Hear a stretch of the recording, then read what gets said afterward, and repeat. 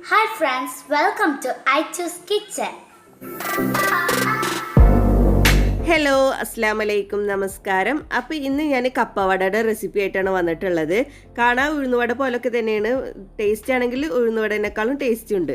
നമുക്കിത് എളുപ്പത്തിൽ ഉണ്ടാക്കിയെടുക്കാനും പറ്റും. അപ്പോൾ നമുക്കിത് എങ്ങനെയാണ് ഉണ്ടാക്കുന്നതെന്ന് നോക്കാം. അതിനു മുന്നേ എൻ്റെ ചാനൽ ആദ്യമായിട്ട് കാണുന്നവരാണെങ്കിൽ അല്ലെങ്കിൽ ഇതുവരെ സബ്സ്ക്രൈബ് ചെയ്യാത്തവരാണെങ്കിൽ ഒന്ന് സബ്സ്ക്രൈബ് ചെയ്തേക്കണേ. സബ്സ്ക്രൈബ് ചെയ്യുമ്പോൾ തൊട്ടടുത്തൊരു കുഞ്ഞു ബെല്ലൈക്കൺ കാണാം. അത് ക്ലിക്ക് ചെയ്യുമ്പോൾ 3 ഓപ്ഷൻസ് വരും. അതിൽ ഓൾ ക്ലിക്ക് ചെയ്യണം. എങ്കിലേ ഞാൻ വീഡിയോസ് അപ്ലോഡ് ചെയ്യുമ്പോൾ നിങ്ങൾക്ക് നോട്ടിഫിക്കേഷൻ കിട്ടുള്ളൂ.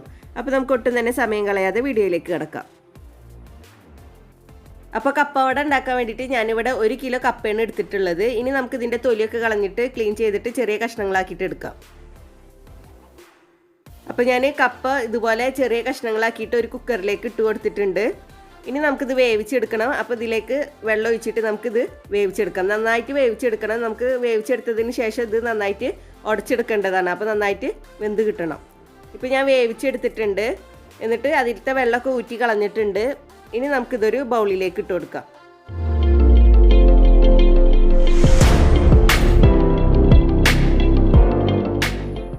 ഇനി ഇത് നമുക്ക് നന്നായിട്ടൊന്ന് ഉടച്ചെടുക്കണം.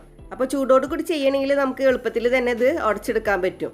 അപ്പോൾ ഒരു മാഷറോ അല്ലെങ്കിൽ ഇതുപോലെ ഒരു വലിയ കയ്യിലോ വെച്ചിട്ട് നമുക്കിത് നന്നായിട്ടൊന്ന് ഉടച്ചെടുക്കാം.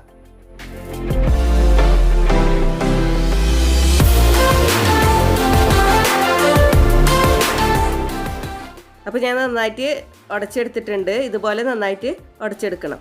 ഇനി ഇതിലേക്ക് നമുക്ക് കുറച്ച് ഇൻഗ്രീഡിയൻസ് ചേർത്ത് കൊടുക്കാനുണ്ട്. അപ്പോൾ നമുക്കത് ചേർത്ത് കൊടുക്കാം. അപ്പോൾ ആദ്യം ഞാൻ ഇതിലേക്ക് മീഡിയം സൈസ് വലുപ്പത്തിലുള്ള 2 സവാള കുഞ്ഞു കുഞ്ഞായി അരിഞ്ഞിട്ടാണ് ചേർത്ത് കൊടുക്കുന്നത്.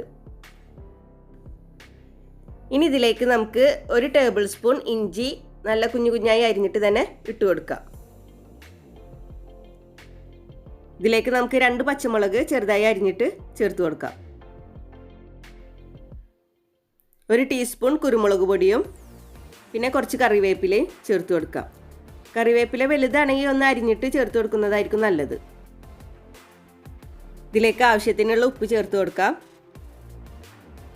ഇനി നമുക്കിതിലേക്ക് ഒരു ഇൻഗ്രീഡിയൻറ്റ് കൂടി ചേർത്ത് കൊടുക്കാനുണ്ട്. അരിപ്പൊടി ചേർത്ത് കൊടുക്കണം നമുക്കിതിലേക്ക്. അപ്പോൾ ഞാൻ ഇതിലേക്ക് 1 കപ്പ് അരിപ്പൊടിയാണ് ചേർത്ത് കൊടുക്കുന്നത്. ഞാൻ 250 ml മെഷർമെൻറ്റ് കപ്പാണ് എടുത്തിട്ടുള്ളത്. ഇനി ഇത് നമുക്ക് നന്നായിട്ടൊന്ന് മിക്സ് ചെയ്തെടുക്കണം. അപ്പോൾ നമുക്ക് ഇത് കൈകൊണ്ട് തന്നെ നന്നായിട്ടൊന്ന് കുഴച്ചെടുക്കാം.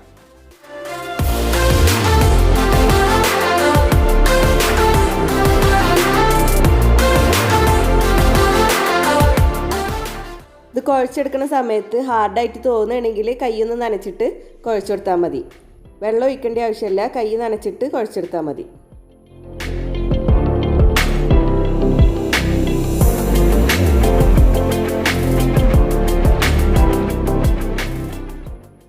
ഇത് കൈകൊണ്ട് തന്നെ നന്നായിട്ട് കുഴച്ചെടുക്കണം. അപ്പോഴാണ് ശരിയായിട്ട് കിട്ടുള്ളൂ. ഇപ്പോൾ ഞാൻ നന്നായിട്ട് കുഴച്ചെടുത്തിട്ടുണ്ട്. ഇനി നമ്മൾ ഉഴുന്നുവടക്ക് ചെയ്യണത് പോലെ തന്നെ നമ്മുടെ 2 കൈ നനച്ചതിന് ശേഷം ഇതിൽ നിന്ന് ഓരോ ഉരുളെടുത്തിട്ട് ഉഴുന്നുവടയുടെ ഷേപ്പാക്കി എടുക്കാം.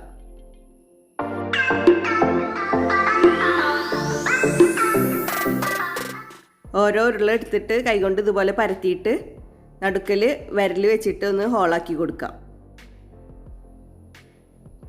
ഇതുപോലെ നടുക്കലൊരു ഹോളാക്കി കൊടുക്കാം.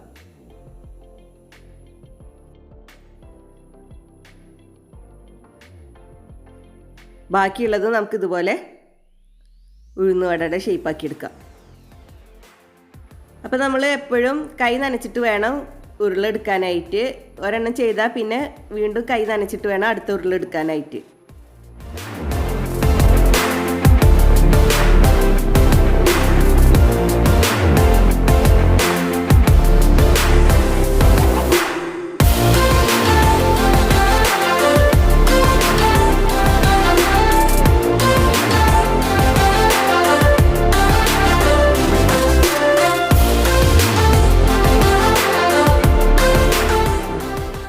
പിന്നെ നമ്മൾ കുറച്ച് ഉഴുന്നുവടയുടെ ഷേപ്പാക്കി വെച്ചാൽ പിന്നെ നമുക്ക് ഫ്രൈ ചെയ്ത് തുടങ്ങാം.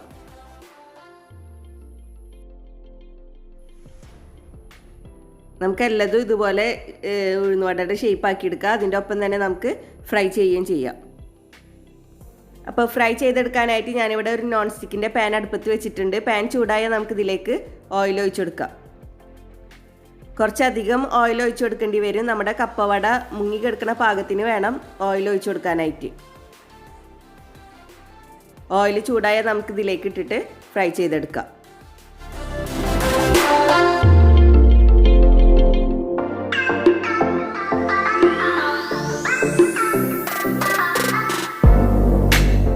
മീഡിയം ഫ്ലെയിമിൽ വെച്ചിട്ട് ഗോൾഡൻ ബ്രൗൺ നിറം വരുന്നത് വരെ നമുക്ക് ഫ്രൈ ചെയ്തെടുക്കാം.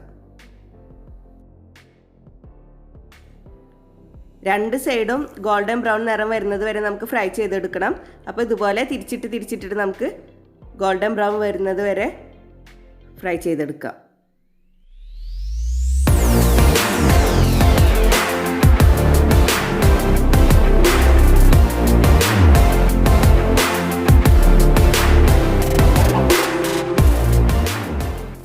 അപ്പോൾ നമ്മുടെ കപ്പവട ഗോൾഡൻ ബ്രൗൺ നിറം വന്നിട്ടുണ്ട്. നമുക്കിതിൽ നിന്ന് കോരി മാറ്റാം. നല്ല പെർഫെക്റ്റ് ആയിട്ട് തന്നെ കിട്ടിയിട്ടുണ്ട്. കാണാൻ ശരിക്കും നമ്മുടെ ഉഴുന്നുവട പോലെ തന്നെയാണ്, പക്ഷേ ടേസ്റ്റ് ഉഴുന്നുവടേനേക്കാളും ടേസ്റ്റ് ഉണ്ട്. അപ്പോൾ നമുക്ക് ബാക്കിയുള്ളത് ഇതുപോലെ ഫ്രൈ ചെയ്തെടുക്കാം.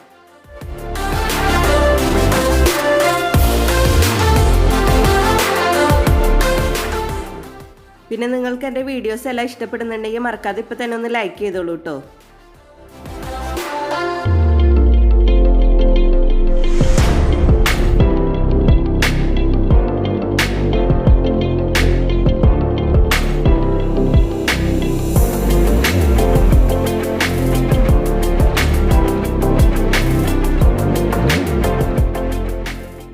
അപ്പോൾ ഞാൻ എല്ലതും ഫ്രൈ ചെയ്തെടുത്തിട്ടുണ്ട്. നമ്മുടെ കപ്പവട റെഡി ആയിട്ടുണ്ട്.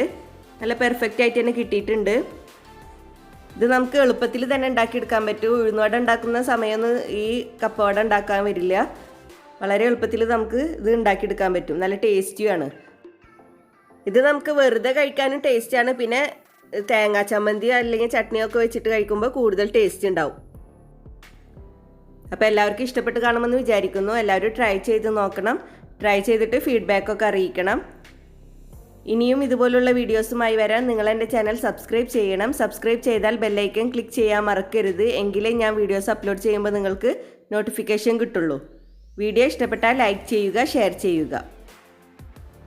Please subscribe, comment, like and share.